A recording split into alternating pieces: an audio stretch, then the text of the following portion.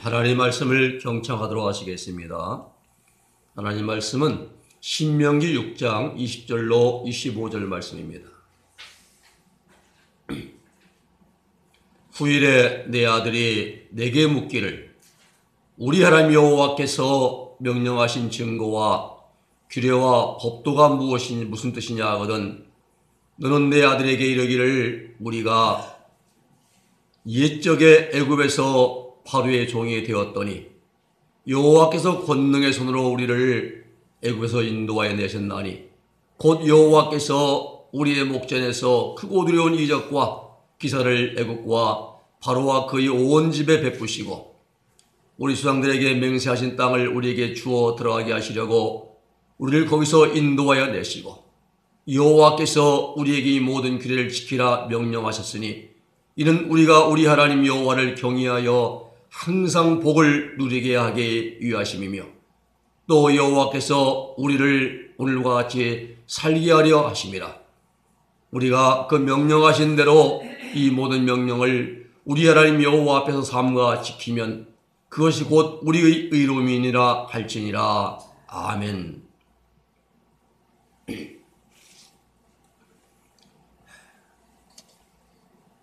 오늘 현 시대를 살아가면서 우리가 간간히 듣게 되는 소리 가운데 한 가지가 우리 사회의 인성교육이 무너졌다라는 말을 우리는 듣습니다.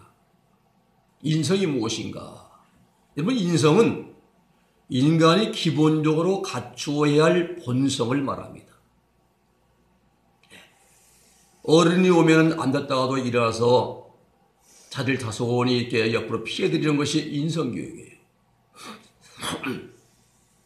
또 나이 드신 분을 만나면은 먼저 인사하는 것도 인성교육이 하나입니다.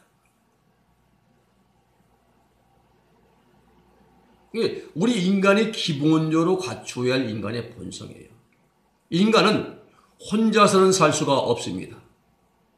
그래서 더불어 살아갈 수 있는 품성과 역할을 갖춰야 하는데 이것을 이제 인성이라 이렇게 말합니다. 과거에는 개인적 또 사회 차원으로만 나누어 생각했던 그런 것들을 도덕적인 요소 차원 또 사회적인 차원 또 감성적 차원에서 가지고 나눠서 더 폭넓은 개념을 지금 이제 의미하는 것이 바로 인성입니다.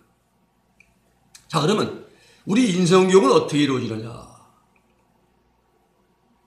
인성교육은 조기 영어 교육한다고 되느냐? 아닙니다. 또 그러면 초등학교 때 조기 유학 아닙니다. 또 아니면 초등학교들이 중학교, 고등학교 영어를 배워서 선행학습 아닙니다. 아니면 한문서당에 가서 하늘천 따지 가무련 누르왕 배운다 해서 아닙니다. 명심보감 외운다 해서 아닙니다. 우리 인간의 인성교육의 가장 큰 근본적인 답은 여기 있는 것이 아니라 하나님 말씀 안에 있습니다. 하나님 말씀 안에 인의 얘기 다 들어있습니다.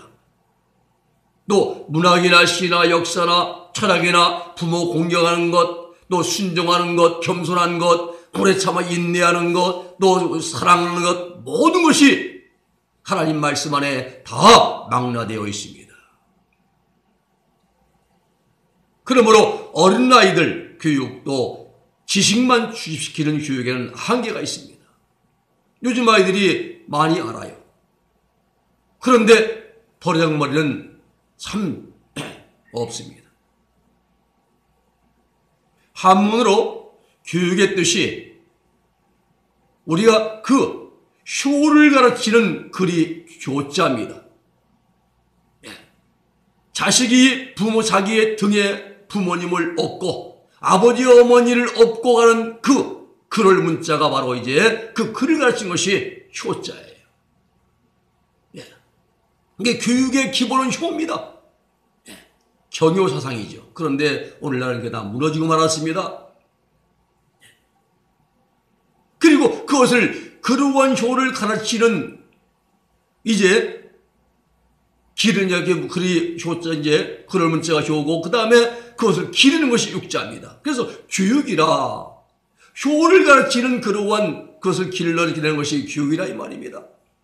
그러므로 교육의 기본은 부모에게 효를 가르치는 그런 것입니다. 이러한 사실을 잘 아시는 하나님께서는 이스라엘 백성들에게 율법을 주셨습니다. 율법의 대표적인 계명이 시내산에서 모세를 통하여 주신 십계명입니다.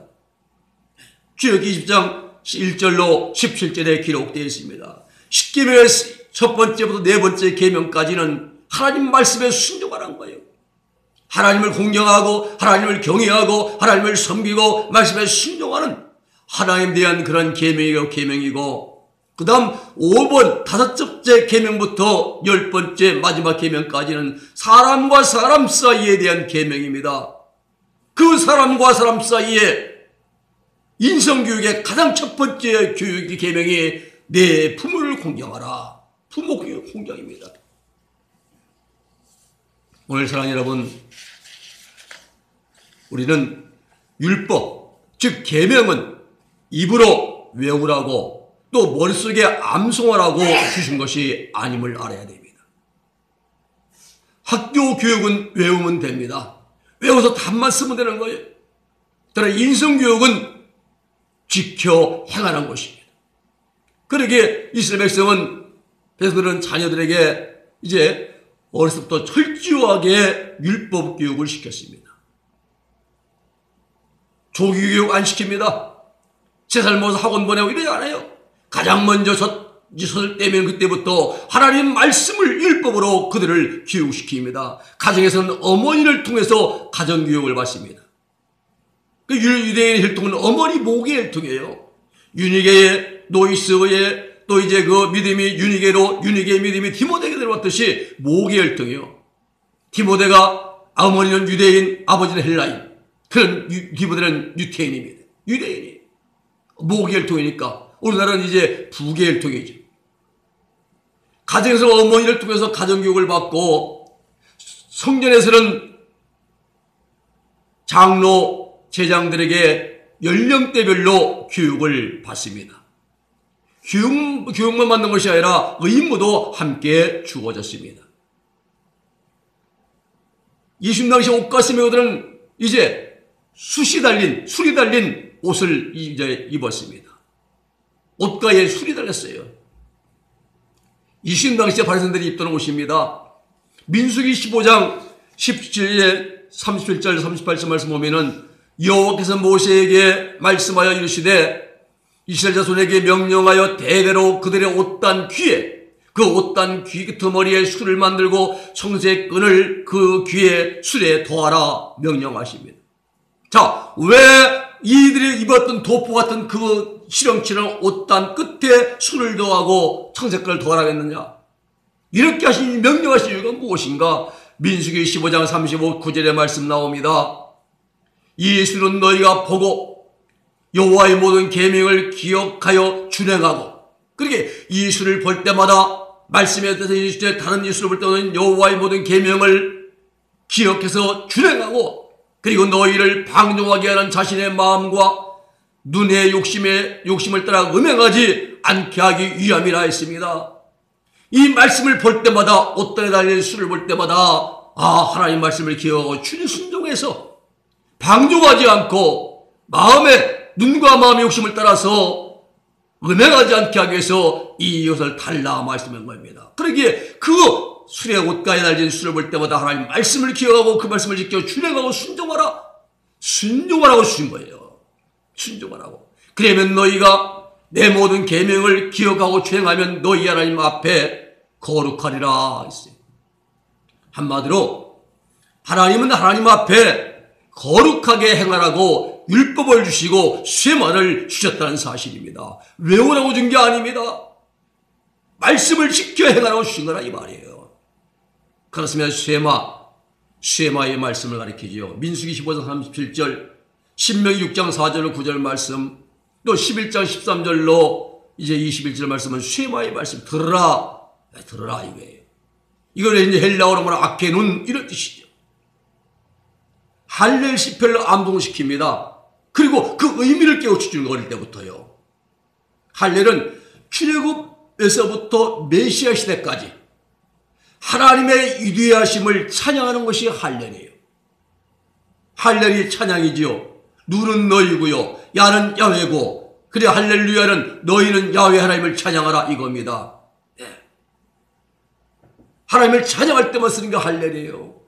하다 쓸데없는 얘기하다가 할 말 없어 할렐루야?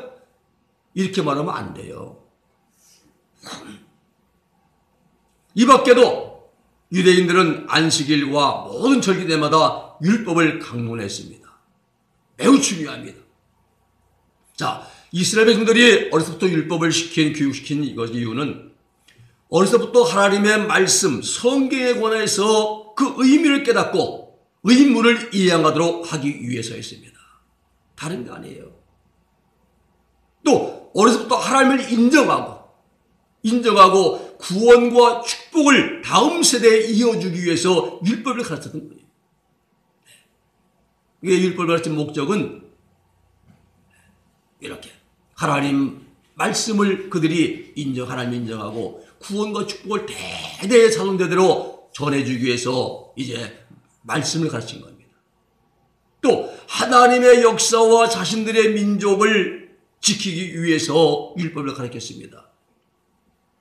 하나님을 인정하는 민족은 살아남지만 하나님을 인정하지 않는 민족은 다 멸망하고 말았습니다. 이스라 마찬가지예요. 그리고 율법 교육을 통해서 하나님을 사랑하고 자기 자신과 민족의 임무를 깨달은. 자, 오늘 본문에 보면은 하나님의 율법을 주신 목적이 세 가지가 나옵니다. 먼저 율법을 주신 배경입니다. 하나님이 언제 율법을 주셨는가? 율법은 말씀이에요. 하나님 말씀. 하나님이 오늘 내게 언제 말씀 주십니까? 애굽에 있을 때 아닙니다. 애굽은 율법이 필요 없는 곳입니다. 필요가 없습니다. 왜? 율법은 아무 상관없어요. 애굽은 육신의 정욕이 충만한 곳입니다. 마찬가지로 이 세상은 하나님 말씀이 필요 없는 곳입니다. 밖에 세상의 사람들은 지금 하나님 말씀이 필요가 없어요. 마음껏 나가고 마음껏 즐겨도 상관이 없습니다. 주일날 해외에 나가도 양심의 가치가 없습니다. 노래방 가서 노래방 가서 막 신나게 불러대도 양심의 거리낌이 없습니다. 하나님 말씀과 상관이 없는 곳이 세상이에요. 애굽입니다. 우리가 발휘해야 할 것은 애굽 출애굽 이후에 율법을 주셨다는 사실입니다. 그렇습니다. 율법을 주신 목적은 구원과 깊은 연관이 있습니다. 구원, 출애굽, 구원받은 다음에 율법을 주신 거예요. 시내산에서 석 달 열흘 후에. 그러니까 3개월이에요. 다시 말하면 구원하셨기 때문에 율법을 주셨다는 사실이에요. 또 마찬가지입니다. 예수님 믿고 우리가 하나님의 자녀가 되었기 때문에 우리에게 계명을 주신 거예요. 10계명.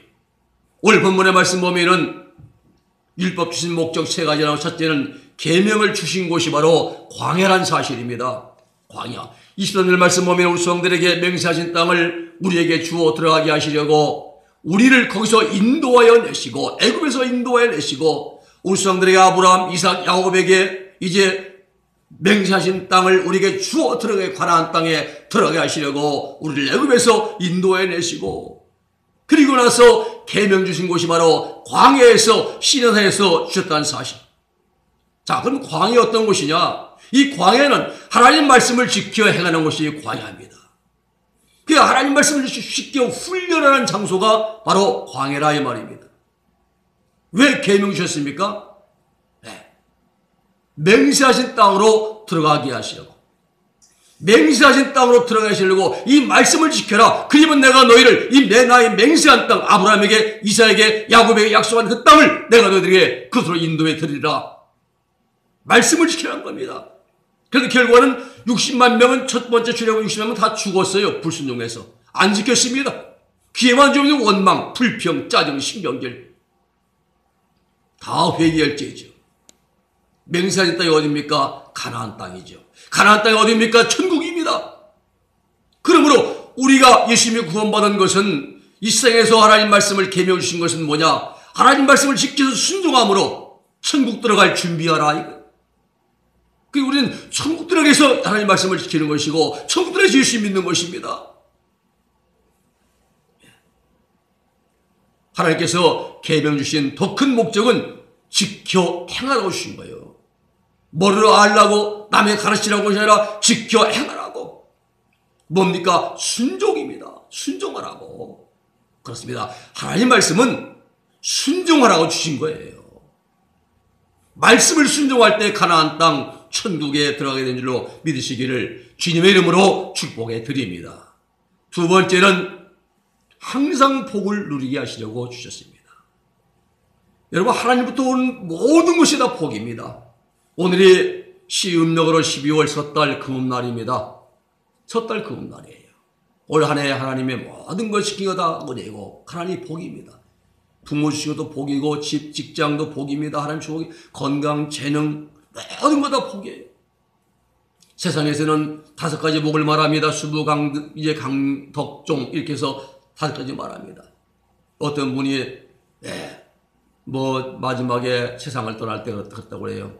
목욕을 다 하고 옷장정리 다 하고 깨끗하게 하고 나서 그리고 그날 밤에 이제 돌아왔다고 그래요. 그지 누가 얘기했는데 그렇게 죽어야 한다는 거. 자기 죽을 때 사람들이 이제 어떤 분이 자기 80만 원으로 죽겠다 하면서 그렇게 죽어야 한다 이거예요. 여러분, 그것도 복이지요. 고정명이니까 마지막에 죽을 때 편안하게 죽는 게 고통 가운데서 이 병원에 가서 암과 씨름하면서 고통 중에 그러면 참 힘들겠죠. 살아야는 또. 그러나 가장 큰 복은 구원의 복입니다. 예수님 믿고 죄사함 받고 구원받아서 내 영혼이 구원받는 복, 이게 가장 큰 복이에요. 은사는 보너스입니다. 은사는 보너스예요. 하나님 주신 모든 은사는 하나님의 영광과 다른 사람의 유익을 위해서 일하고 주시는 하나님의 은사이지 복 자체는 아닙니다. 귀신 쫓는 능력 받았다 해서 복 받았다고 말하지 않습니다. 병 고치는 능력 받았다 해서 그 복 받았다고 말하지 않아요. 이건 은사거든요. 하나님의 일을 하라고 주신 거예요. 다른 사람의 유익을 위해서 일하고 주신 게 은사지 자기 욕심 차리고 자기 높이고 인정받아 주신 게 아니에요. 복 중에 가장 큰 복은 예수님의 십자가의 속죄 은총을 믿음으로 이제 크고 작은 모든 죄를 용서받고 사함받고 그리고 하나님의 약속의 땅 천국에 들어가는 복. 이게 가장 큰 복이에요. 그러니까 오늘 이스라엘 백성들에게 이 복을 주시려고 율법을 주셨다라고 모세가 이스라엘 백성들을 모아놓고 지금 이제 두 번째 설교 고별 설교하는 것입니다. 마지막 설교입니다. 모세. 지금 모세의 설교를 듣는 자들은 출애굽 2세대들 1세대는 다 죽었고요. 새로 태어난 60만 명이 듣고 있는 것입니다. 그런데 많은 사람들의 이 복의 개념을 물질적이고 현세적인 것과 연관시킵니다. 물질의 복도 현세적인 복을 말하고 이제 말하죠. 우리 영원한 복을 말하지 않아요. 오늘 우리는 영원한 복이 먼저고 그 다음에는 물질적인 복도 필요하지요. 성경에서 하나님께로부터 복을 받은 사람 가운데 한 사람이 요셉일 것입니다. 요셉은 물질은 하나님의 영광을 위해 사용했고 그리고 명예와 권세는 이스라엘 백성들을 살려냈던 거예요. 이게 진정한 복받은 자예요.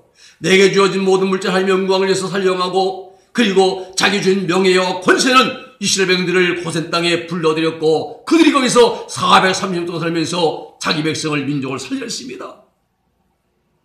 그러므로 하나님이 주신 모든 복은 하나님의 영광을 위해서 사용되어야 할 줄로 믿으시기 바랍니다. 하나님의 복 주심은 영적이든 물질적이든 간에 내가 처한 환경에서 주시는 하나님의 복 주심의 역사예요. 지금 내가 누리고 있는 모든 것이 하나님의 복 주심의 역사입니다. 건강 하나님의 복 주신 것이죠. 물질, 생활, 생명, 또 직장, 가정, 가족, 또 순간마다 우리의 숨을 쉬게 하시고 또 걸을 수 있게 하시고 이 모든 것이 다 하나님의 복 주심의 역사인 거예요. 복에는 두 가지가 있습니다. 이 세상에서의 필요한 유한한 복이 있습니다. 육신적이고 물질적이고 현세적인 복입니다. 또 한 가지는 영원한 생명을 누리게 되는 영생의 복이 있습니다. 이건 영원한 복입니다. 이 세상의 복과 영원한 생명의 복 사이에 가장 귀한 복이 또 한 가지인데 그것은 바로 무슨 복입니까? 예수 그리스도를 믿음으로 말미암아 죄 사함 받고 구원받는 구원의 복이 바로 그 복입니다. 그러면 예수 그리스도의 무엇을 믿어야 됩니까? 우리가 여러분 믿습니까? 하면 아멘 하는데 뭘 믿습니까? 믿기는 뭘 믿어요? 믿을 것도 없이 믿습니까? 라고 얘기하면 뭘 믿어요? 이것은 우리의 믿음은 예수 그리스도의 십자가의 속죄 은총을 믿는 믿음인 것입니다. 이 믿음을 믿는 게 구원받는 믿음이지 믿습니까? 아니 이건 뭐 아멘만 하는 그게 아니에요. 이것은 사도 바울은 자신의 복음 십자가에 돌아와 말합니다. 예수의 십자가에서 내가 함께 죄에 대해 죽었고 그리스도와 이 부활과 함께 내가 의에 대해 살았다. 이 사실을 믿음으로 구원받는 구원의 복이 복 중에 최고의 복인 줄로 믿으시기를 바랍니다. 이 복을 받은 다음에 천국 가는 복을 받는 거예요. 이 복을 받은 다음에 이 복을 받아야 출애굽 나오지요. 나와서 하나님 말씀을 순종해서 어디 들으면 가나안 땅 천국 들어가죠. 오늘 본문 24절에 말씀합니다. 항상 복을 누리게 하시려고 계명 말씀을 주셨다라고 말합니다. 항상 복을 누리게 하시려고. 다시 말씀드리면 하나님께 우리에게 말씀, 계명 주신 이유는 복을 누리게 하시기 위해서, 복을 주시기 위해서 이게 말씀을 주셨다는 겁니다. 그래서 하나님 말씀을 지키는 게 어려운 게 아니에요. 우리 복 주시려고, 나를 잘되게 하시려고 주시는데 우리는 그게 참 지키기 힘들어요. 늘 넘어지지요. 늘 쓰러집니다. 실패합니다. 마음은 원인데 마음이 육신이 약한 늘 넘어져요. 그러면 어떻게 해야 이 복을 받느냐? 많은 헌금을 드려야 됩니까? 교회 성전을 세워야 됩니까? 아닙니다. 어디 학위를 100씩 받아야 됩니까? 아닙니다. 하나님의 복 받는 비결은 한 가지입니다. 바로 순종입니다. 순종. 하나님 주신 계명을 순종하면 복 받습니다. 하나님 주시는 복은 내가 하나님의 말씀을 순종함으로 그 복을 받게 되는 것입니다. 세 번째는 율법 주신 목적이 뭐냐? 세 번째는 바로 새롭게 해 주시려고 율법 주셨다라고 모세는 우리에게 말씀해 주십니다. 25절입니다. 하나님 우리에게 계명 주신 세 번째 이유는 빛되게 의롭게 살아가라고 계명을 주신 것입니다. 개신교는 믿음으로 구원받는 것을 말합니다. 그러나 율법은 행위 구원을 말합니다. 우리가 바르게 할 것은 구약 시대에는 율법을 섬기라는 강력한 계명이 없었다는 사실.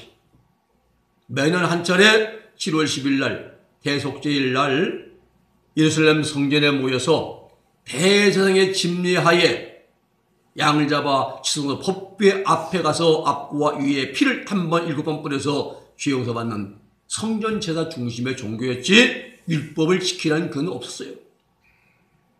이게 586년 바벨론에 포로로 끌려가서 회개운동이 일어나고 선민의식 그리고 메시아 대명사상 율법주의가 생겨납니다. 바벨론은 다신교입니다. 유대교는 유일신교예요. 여즉 여호와 한 분만 섬기는 것이 종교입니다.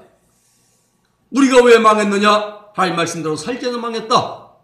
회당이 생겨나고 짓고 납비가 된 데 생겨나고 경전을 수집하고 이래서 우리 힘으로는 독립이 안 된다.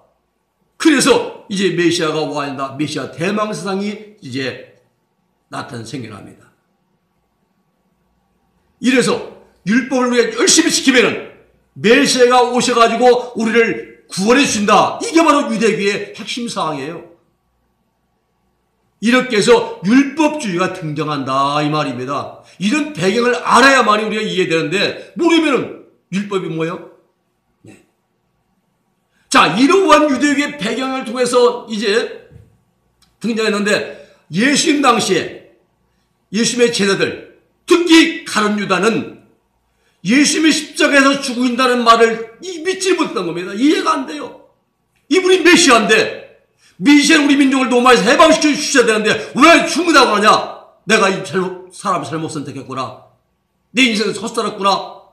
유다는 믿어지지 않아요. 그래서 그들은 유다는 예수님을 팔아보는 거예요.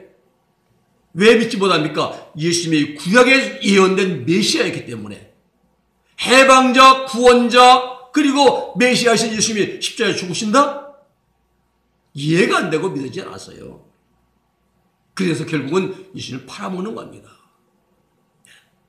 율법주의는 행위구원을 말합니다.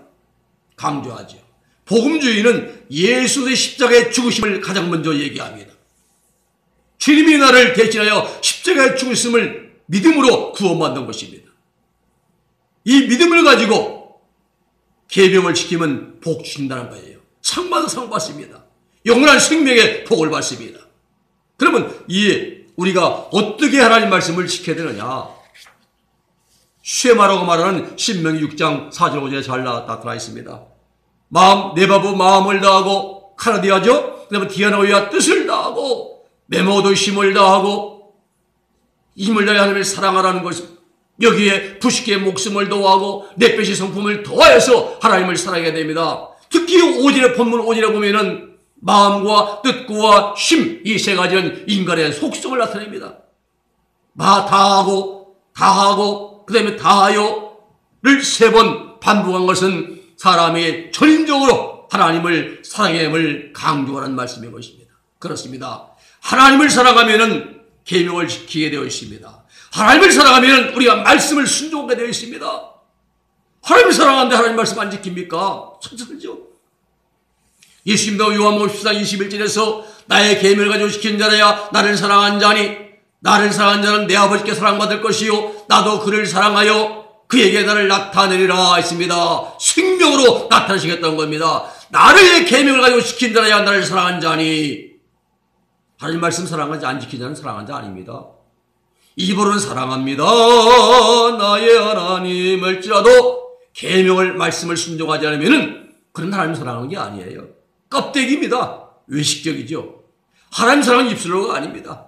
성경을 연구하고 복음성가를 잘 부르는 건 아닙니다. 말씀은 순종해 있습니다. 내 삶의 전 영역에서 하나님 말씀을 따라 살아가는 삶이 하나님을 사랑한 내 믿음의 신앙의 척도가 되는 것입니다. 오늘 사랑 여러분, 하나님께서 우리에게 계명 주신 말씀 주신 이유는 머리로 외우라고 주신 것이 아닙니다. 사람들 앞에서 이제 강의하고 가르쳐 주신 것이 아닙니다. 순종입니다. 말씀을 순종함으로 우리를 의롭게 해주시려고 새롭게 해주시려고 계명을 주셨다는 사실을 꼭 기억하시기 바랍니다. 그러므로 내가 하나님 말씀을 많이 아는 만큼 내가 변하여 새롭게 되어지고 내가 바뀌어 의를 행하는 자가 되어야 됩니다. 말씀을 정리합니다. 하나님 백성들은 하나님의 법에 의해서 인도를 받습니다. 율법은 이스라엘 백성들이 하나님의 법대로 살지 못했을 때에 깨닫고 돌아와서 율법대로 살아가라고 주신 것이 바로 하나님 율법이에요. 신명기 5장 33절 보면은 너희 하나님 여호와께서 너희에게 명령하신 모든 도를 행하라. 그리하면 너희가 살 것이요 복이 너희에게 있을 것이며 너희가 차지한 땅은 너희 날이 장구하리니 말씀합니다. 우리가 복을 받고 형통하는 길은 말씀을 지키고 메시아의 하나님을 의뢰하는 길뿐인 것입니다. 하나님 우리 율법을 주셨습니다. 말씀을 주신 장소 광야 세상입니다. 이 세상은 하나님 말씀을 지켜 훈련받는 장소라는 사실을 꼭 기억하시고 주신 이유는 왜 말씀을 우리 힘들게 하시려고 주신 것이 아니라 우리에게 항상 복을 누리게 하시려고 말씀을 주셨다는 것, 우리를 의롭게 새롭게 해주시려고 복을 주셨다는 것 꼭 기억하시면서 이 땅에 사는 날 동안 하나님 말씀을 잘 순종해 지켜서 항상 복을 누리고 또 새로워져서 영원한 천국 하나님 나라에 들어갈 수 있는 우리 모두가 되기를 주님의 이름으로 축복해 드립니다. 기도하겠습니다. 거룩하신 아버지 하나님 감사합니다. 하나님이 율법을 주시고 말씀을 주신 것은 지키게 행하라고 주셨고 율법 주신 목적은 순종이고 또 우리를 새롭게 하시고 우리 영원한 복을 주시려고 우리에게 주셨다고 오늘 말씀을 통해서 우리에게 들려주시니 감사를 드립니다. 하나님 말씀이 어려운 것이 아니고 힘든 것이 아니라 우리에게 짐을 주는 게 아니라 그 말씀 우리가 지켜 순종해서 영원한 천국 들어가고 영원한 생명 주시려고 항상 복을 주시려고 주셨사오니 우리가 이 말씀을 힘써 지켜 행하게 하여 주시옵소서. 예수님의 이름으로 기도 올리옵나이다. 아멘.